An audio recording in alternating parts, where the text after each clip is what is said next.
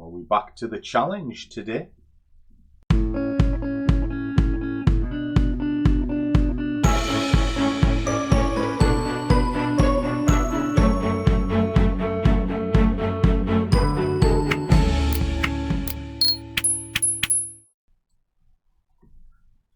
a warm welcome to one and all.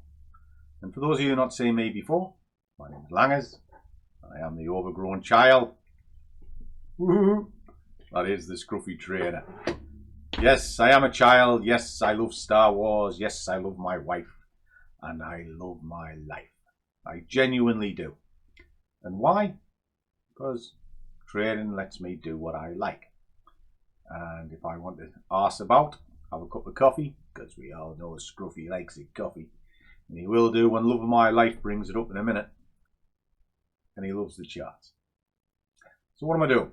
And what's all this about?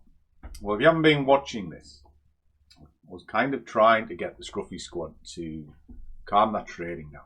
In other words, overtrading is a problem. And it was kind of in my mind at the weekend, which is why I looked at overtrading with put my teeth back in, having had the coffee. Coffee with Scruff. You see, none of this is scripted. It's all off the top of my head. I just switch the camera on, tell you my thoughts. And when you see the trades, they're in the moment. Nothing is scrolled back. What you see is what you get. And I've been doing a little challenge of sorts. And, talking of Love of My Life, here she comes. Oh, you shouldn't lean over like that. Pop, I'll have a fit. Oh, that's disgusting. Not as much as I will. Sorry. You dirty old man. Right. What was I saying? Oh, got me all flustered there. What a girl. She's my best friend. She's my best friend. Right. What I was doing this morning is analysing the charts, having a look through as normal.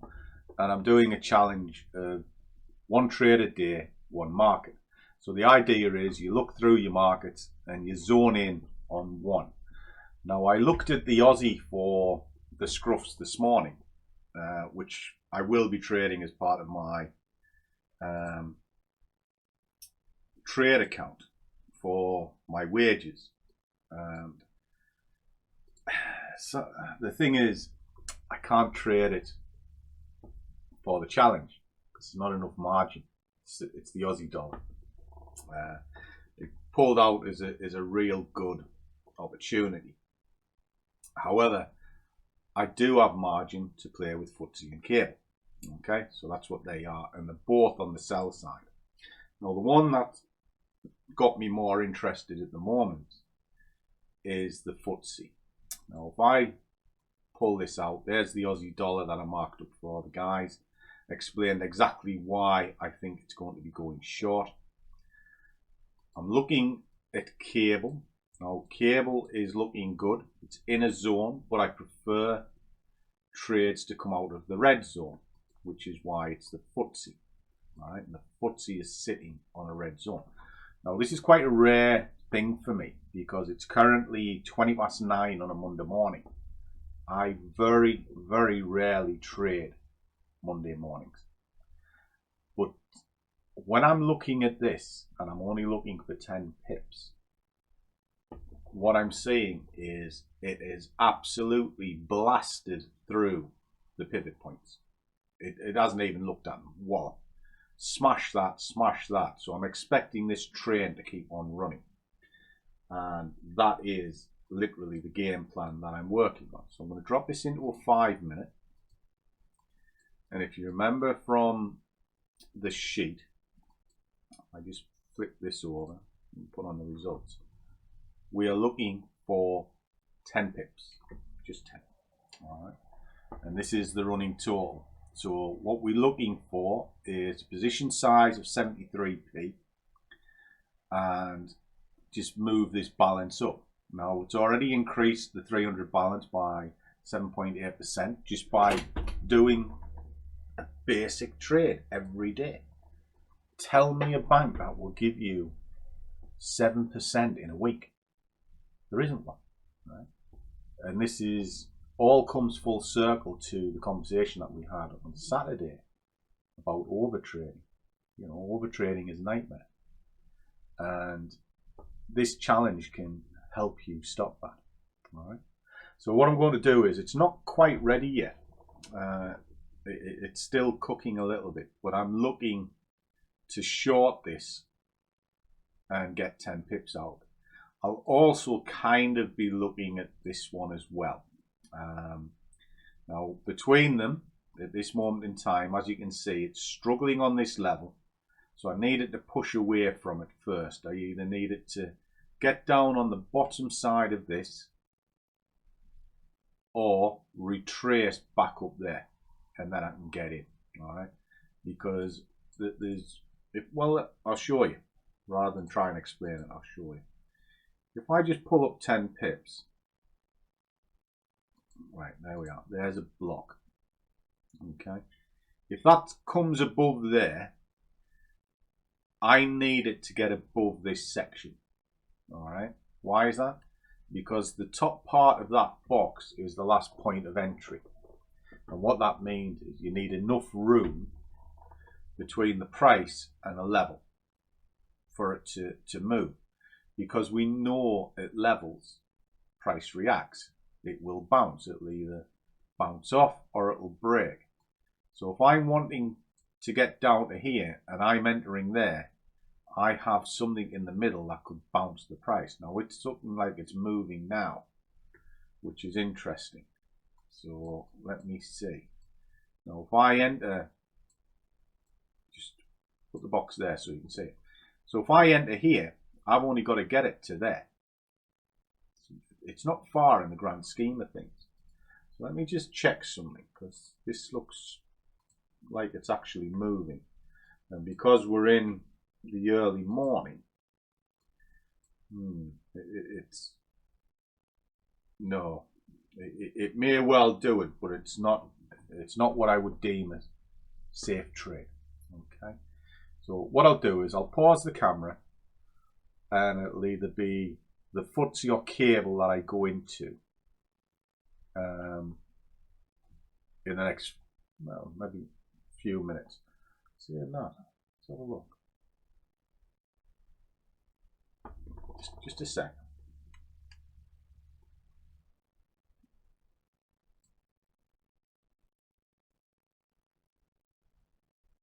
What's the time? Right, no. I'll pause the camera and I'll come back to it. It's kind of on the cusp, but I prefer the odds in my favour, if that makes sense. Anyway, so what I'll be looking to do is I'll be looking to open a trade at 73p on either cable or the FTSE. Reason being, if I go into the Aussie, I'll just run out of margin. I haven't got enough margin to open the trade. I wouldn't care. I'm missing it by a few pennies. Actually, that looks like it's going to go. Okay, all right. What we'll do, we will trade the FTSE. What I'm going to do is I'm going to place the order at the base of there. Boom. Okay, there we go. Right, so that's it, we're in. So if I get rid of that, what I've done is I'm just going to put that to the bottom side so it doesn't really have as far to go. Right, let me talk you through this. I will follow the price up if I need to. All right.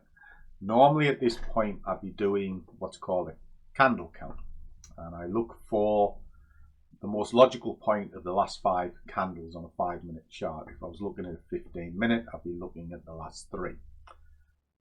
What is all that about?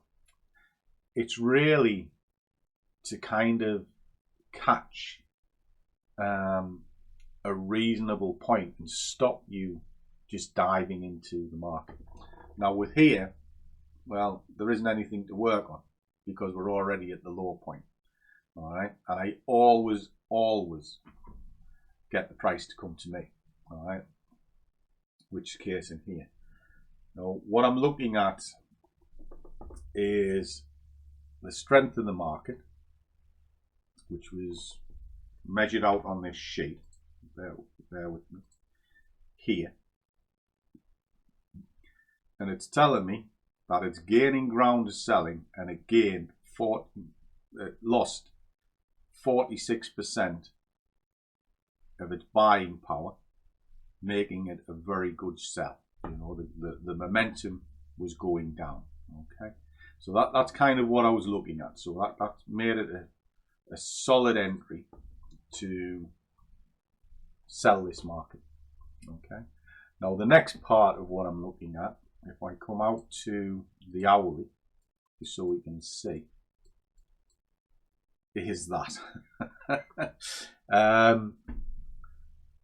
It's kind of, you never try and catch a falling knife. If I was going to try and counter that, I do like to counter trade. There's nothing wrong with catching retracements, things like that. But you need to see something to give you an idea as to why it's slowing down in the first place. So basically what you're looking for is a little bit of sort of stalling, you know, pricing bunching together, small candles, all that sort of stuff. There isn't any on here, none at all. You know, they're all big bodies, they're red, and they are pushing down aggressively, which is why this morning is quite rare for me. I would normally stay out of the market, but today it looks like it's, well, it has been on a heavy sell all night. And why do I know? Because the pivot points tell me. The pivots are pretty good for kind of coaxing a trade. And what I mean by that is you can get a gauge of it. If the price is contained between the S3 and the R3, in other words, that wider trading range, it's a reasonable probability that it's going to be a quiet day. However, if it blows through an S3 or an R3, that sets the tone for the day. It really does. It'll just keep on trucking, and well, as you can see here, it has. So that was my thought process behind it. This can easily squeeze up, but the reason why I decided to enter the trade, because I've got momentum on my side and it is holding underneath this level, you know, that is there. And yeah, I expected to tag it a couple of times and then drop off, and it's a reasonable assumption it might get to here, and I'm only looking to get halfway. So it's not that far in the grand scheme of things. Now, if you're wrong, well, then you're wrong. Just one of those things. So what I'm going to do is I'm just going to let it play out, and we'll see what happens.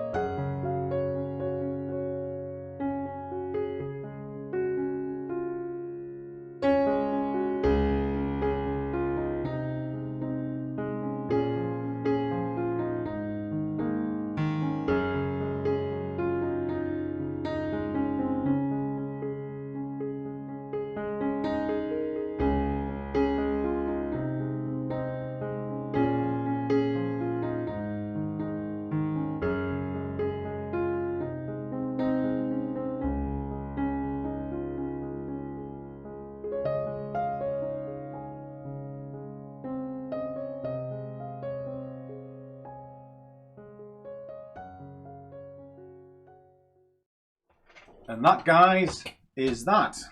We are done.